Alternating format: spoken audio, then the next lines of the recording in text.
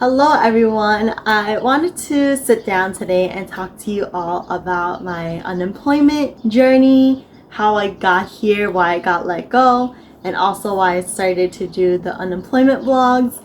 I also wanted to just take this time to, provide a little bit more information about myself and where I am on my career path. Hi, my name is Vivian. I was born in Burma, but I came here when I was about 2 years old with my family, and we situated ourselves in New York, and I've been in New York City ever since I was 2.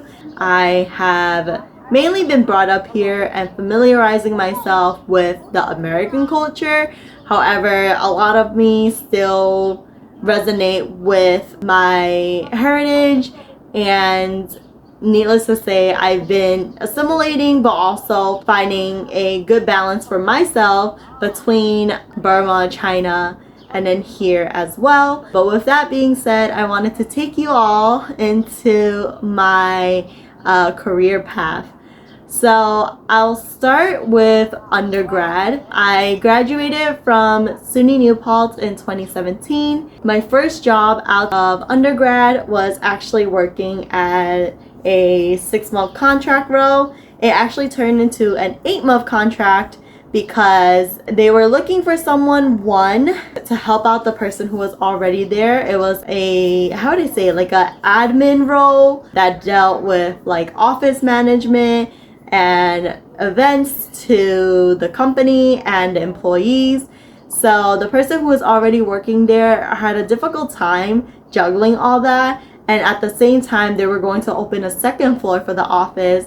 So one, they really needed someone to help that person out, and then two, because they were opening another floor for the office, they really needed a second headcount. I was supposed to be there for 6 months. They actually wanted to extend a full-time position to me, but I did not want to stay at that position anymore. There were a lot of things about the job that I felt like wasn't really resonating with me. There's no shame in administrative assistants, office managers. I think they're a core part of why people want to come into the office, and what they do is really important, and I just really didn't enjoy the role. I had gone to school for organizational communication, and then on top of that I was doing digital media, and I thought I would be somewhere in the digital media space.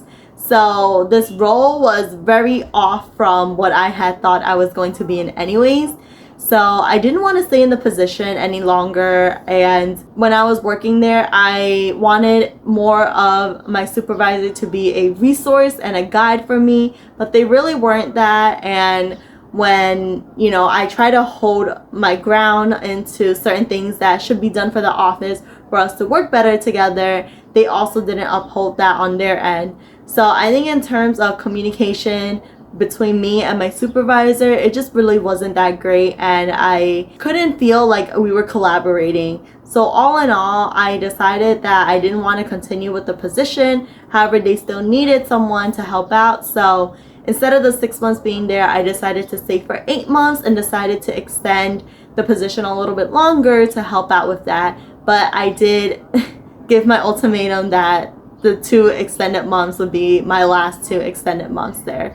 After that had happened, I was already in a pretty bad state with my career path because I felt like I had a pretty bad start, not really being in a field that I wanted to.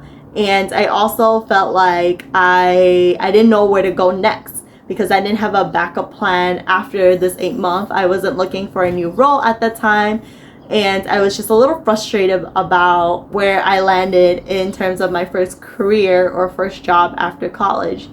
So I decided to say F all this, and I went on a trip to Japan for about 2 weeks or so, and really giving myself time to just, figure out what I wanted to do. Do I want to come back to do more content creation? And content creation for me has been very on and off situation. I have been wanting to do more content creation, but there are times like this now where I'm given the opportunity to actually sit down and edit and have the mental space for it. But then when I was working, I really didn't have that mental space for it. And then around, I want to say May of 2018, and I had gotten back from Japan, a recruiting agency found my resume online and they reached out to me asking if I would be interested in maybe finding a career in recruiting and at their company. And I had never done anything for recruiting before. I didn't really know what the job would entail. So, and like I said, I really didn't have any leads at that time. And so I decided to go for it. I did apply to a few jobs here and there, but I was really wanting to go back to digital media, social media, digital marketing, or something like that. But I went for the interview with the recruiting agency and they seemed to like me. So they offered me a role. I think sometime in June, I had started the role. I really liked the team I was working with. My manager was the ideal manager for me. She was the person I would go to for, if I have any questions. And she was not the type of manager who was like, oh my gosh, like, how do you not know this? Or like condescending in any way. Because of my first manager, there were a lot of times where I thought it was inappropriate for me to have asked my manager or to have an open communication with my manager, because my first one was not the best at that. My manager at the recruiting agency really taught me that that is not the case with her. And I decided to stay with recruiting for 3 years because I really enjoyed working with her. But recruiting in itself was definitely not the best fit for me. I can definitely go into another video about recruiting, more about the industry. But anyways, I had decided to stay with the recruiting agency for 3 years because I really enjoy working with my manager. But recruiting in itself almost was like a sales job in which you're selling a role that you have with your client to someone else. When I was first starting, I had a tough time figuring out what kind of candidates my client would like. And then on top of that, I really wasn't used to talking to so many strangers every day. And we did a lot of cold calling too. So I was literally reaching out to people and shooting my shot a lot. And that was definitely new for me. But I think what really ended up happening and me really not wanting to stay in recruiting anymore is the fact that I started developing a fear with talking on the phone because, like I said, I was cold calling. Sometimes there were rude people. I'm definitely not the type of person who takes everything to heart or takes everything personally. I think for the most part, I mean everything professionally. But if you're talking about every day that you are talking to maybe 20-30 strangers and half of them are really rude to you, it really does taint your day. Really made it hard for me to do my job.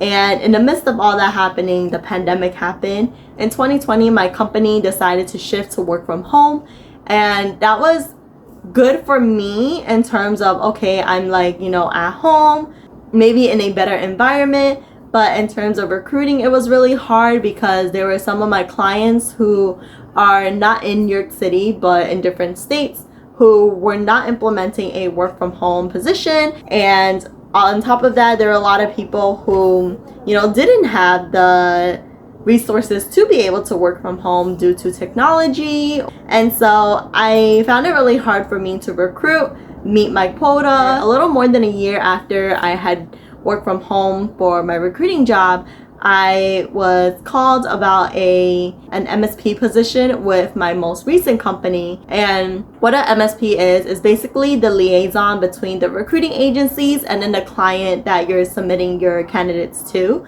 I wanted to work in that position because when I was a recruiter, I actually found it really difficult for me to get any leads about how my candidates are doing. Like if the hiring manager actually looking at my candidates, do they need more candidates? And so I thought me stepping into the position would be a good level up. But in January of 2024, I was let go due to a decreased volume of work. I stayed with that company for 2.5 years.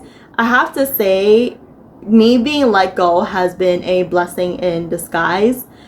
I was called and asked to work at this company because my client was a healthcare client, and at that time it was still a lot of COVID cases in New York City, so they really needed people to help out. And when I first started, I just thought, okay, I'm working overtime, or I'm like constantly like glued to my laptop, and I'm nervous about like if I step away for a little bit for my lunch, will they think that I'm not working? These were the things I thought about when I first started, because there was just high volume. The impression they gave me was that I always needed to be at my desk. Already from there, I was feeling burnout, but I was in a good position where I was working from home. They were paying me a lot more, and I just thought that maybe I needed to stick it out a little bit and that things will get better. As time went on, the volume of work wasn't as high, but it was pretty consistent where it was a lot of work.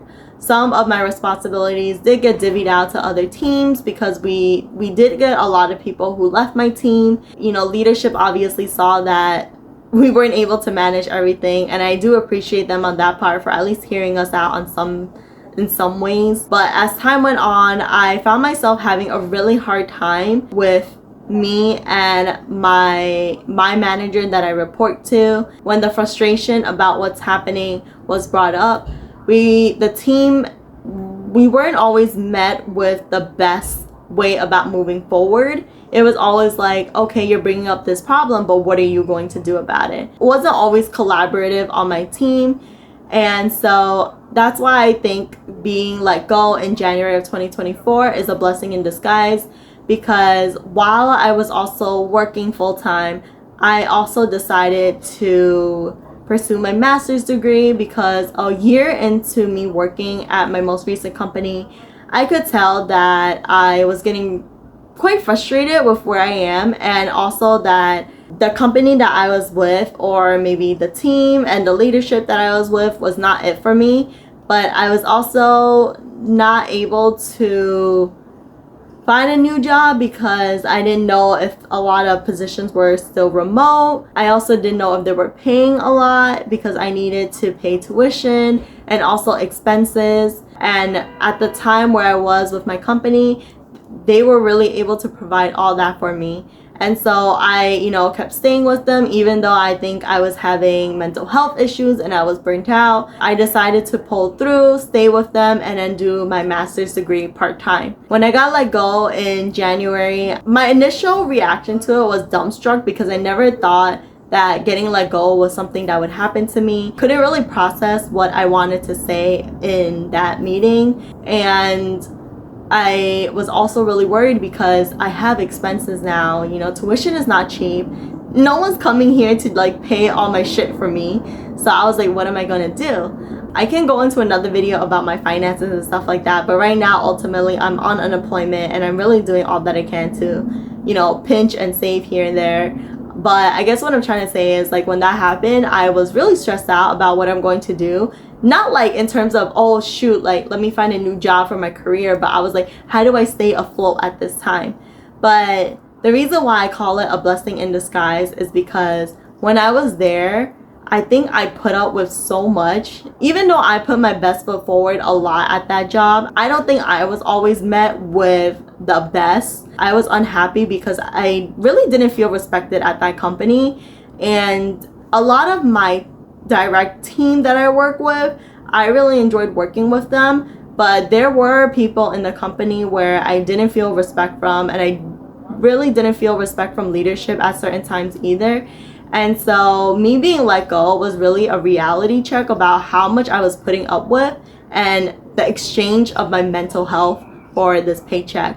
And that's where it's brought me to today, about why I am taking things slow.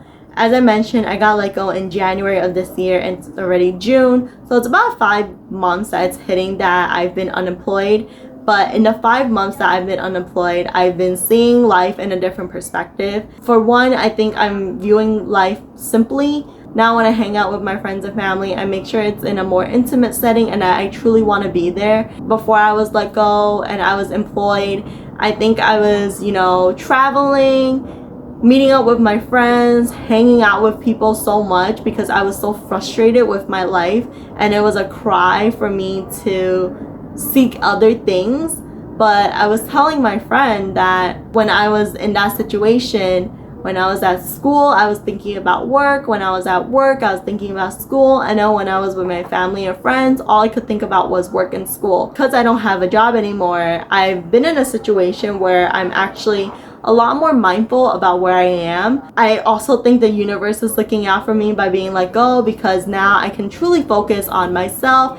Where I'm moving forward is definitely a better outlook. I don't know when in the future I would ever be blessed to be unemployed, but also continue on gaining my human capital and not be financially super burdened or in debt. And I'm not trying to say that like I don't appreciate that job in any way. If anything, it was the reason why I was able to fund a lot of my tuition. I really do appreciate, being employed there, but I do think there are so many things that I should have held my ground on a little bit more when I was there, in terms of people treating me a little bit better. This is where I am now, and I'm happy where I am now, and I can't say that I've been happy. I know I have been doing the best in promoting the subscribing and the likes in my vlogs, but I do hope that these vlogs and this video help you if you're in a similar situation as me, who trying to navigate their career goals and their path.